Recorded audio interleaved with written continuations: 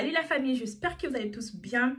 Bienvenue aux nouveaux et aux anciens. Welcome back. On se retrouve aujourd'hui pour une nouvelle vidéo. Aujourd'hui, on va parler de permis de conduire. Mais avant de commencer notre sujet, si tu es nouveau sur la chaîne, n'hésite pas à t'abonner et pourquoi pas activer la cloche des notifications pour plus des vidéos. Comme vous pouvez voir, on va parler des différents avantages et les inconvénients de passer son permis en candidat libre. Je vais commencer par, j'ai épinglé quelques avantages et quelques inconvénients. Mais avant de commencer, je vais commencer par les avantages. Qui n'adore pas les avantages? Moi, j'adore les avantages. C'est une expérience à moi. Je vous parle par rapport à moi parce que j'ai essayé de passer mon permis en candidat libre. Je vais essayer de vous parler. Je suis pas professionnelle de l'auto-école, mais c'est juste l'expérience. On partage l'expérience ensemble et vous allez me dire qu'est-ce que vous pensez de mon expérience. On va commencer par la première avantage.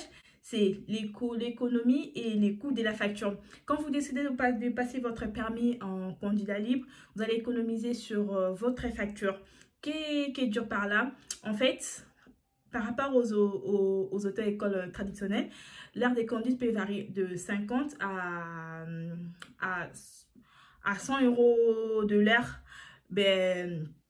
Tandis que quand vous êtes candidat libre, l'heure peut varier de 20 à 50 € de l'heure. Par exemple, si vous avez 30 heures et que vous êtes en auto-école, c'est un peu compliqué, la facture sera élevée.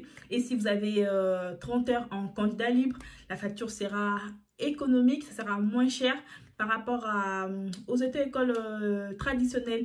Là, le premier avantage. Et la deuxième avantage, c'est la maîtrise de la formation. Vous allez être maître de votre formation. Qu'est dire par la maîtrise de votre formation? Qu'est dire par la maîtrise de votre formation? La première des choses, en fait, vous allez conduire où vous voulez, à l'heure où vous voulez, dans les villes où vous voulez. Par exemple, tu es à Paris, tu dis, je vais conduire aujourd'hui à Marseille. Je vais conduire, par exemple, à 20 h. Là, c'est votre choix. Mais tandis que si vous êtes en auto-école, c'est l'auto-école qui vous propose les heures. Il vous dit, vous allez conduire tel jour. Et après ça, vous pouvez choisir votre date. Quand vous êtes libre, quand vous êtes autonome, vous dites, là, c'est bon, ça y est, j'essaie de faire tous les marches. Je sens que je suis prête, je peux passer maintenant mon permis. Tu peux te connecter sur le site pour choisir ta date d'examen, pour trouver ton centre d'examen. En fait, tu es libre de choisir ta date d'examen, le lieu de la conduite, les heures de conduite, ton moniteur, tu peux choisir. Et la troisième avantage, c'est choisir la date du passage de l'examen. En fait, tu es libre de choisir ta date.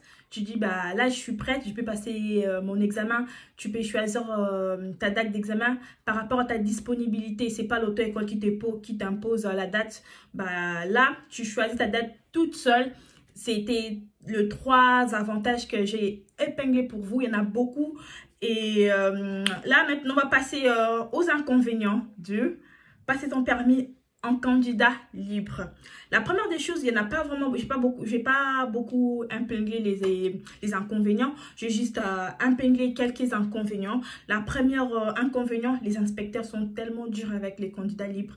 Ils lâchent pas le morceau. Si tu es candidat, il faut vraiment bien se préparer. Il faut se sentir que oui, vraiment, ça y est, je suis vraiment prête. Je sais faire tout. Parce que même un petit erreur peut coûter ton permis. Si tu fais l'erreur, ça peut te coûter ton permis. Et du coup, les inspecteurs sont tellement durs avec les candidats libres. C'est juste ça. La deuxième inconvénient, tu dois faire tout seul. Tu dois faire tout seul de A à Z. Tu vas faire toutes les démarches toute seule. Tu vas t'inscrire au site MPH pour demander ton numéro MPH. Tu vas demander une fois ton permis obtenu. Tu dois faire ta demande de permis toute seule. En fait, tu n'es pas accompagné. C'est juste ça, la seule bémol, la seule inconvénient. Mais après, il n'y a pas grave, il n'y a pas grande chose.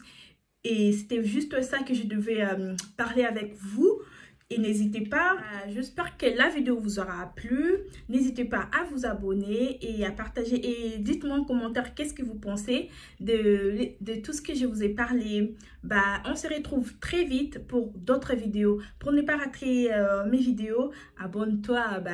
C'est tout la famille. À la prochaine!